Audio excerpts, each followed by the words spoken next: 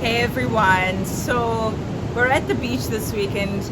I just love going to the ocean. I find the water so therapeutic, it's so soothing, so calming, but it also helps me to really think, right? Deep thoughts, meaningful thoughts. It helps me to plot the way forward. It gives me perspective and it really just helps me to focus my efforts and I just love being at the ocean. I don't know about you, but whenever I'm about to launch into the great unknown, to dive into the deep, or to pivot or do something different, there is sometimes a small voice at the back of my mind that questions my abilities, right? That asks me, are you good enough? Do you think this is a good plan? Do you think it's gonna work? Do you have what it takes? And sometimes that fear and that anxiety try and creep up, and whenever they do, these are the verses that I use, and I'm hoping that they will help you as much as they've helped me. So I often turn to Psalm 18 verse 33.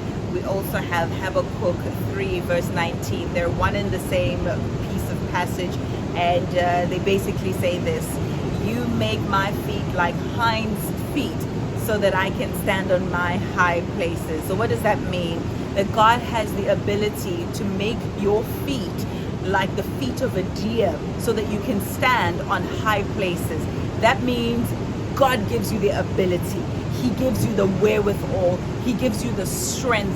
He empowers you. He emboldens you. He certifies you, and He enables you. He hems you in front and behind. He perfects you, and He helps you to be able to do that which you need to do, to stand on your high places. If you've ever seen a deer stand on a high mountain, there are crevices there, there's a slope, there's a steep incline, there's a decline, there are winds and vicissitudes everywhere, but this deer is able to stand on those high places because its feet were prepared for those high places.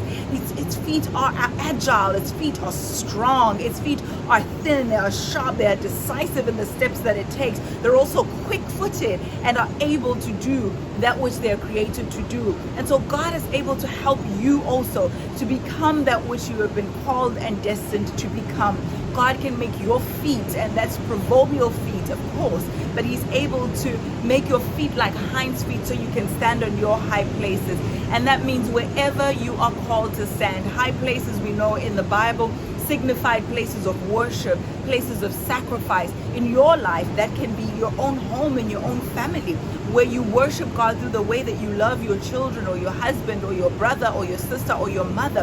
That is your place of worship. It can be your workplace and how you're contributing towards society or community or towards that organization. That is a place of worship. It can be within your circle of friends and relationships that you are called to a place of worship. It can be within your own personal psychology and your own mental health, where God wants you to worship Him with everything that you are. But wherever it is that God has called you, whatever your high place is, pray whenever you feel doubt or you feel unsure. Just pray and say, God, may you make my feet like the feet of a deer, so that I can stand on my high place. Make my feet like hinds feet, so that I can stand on my high place.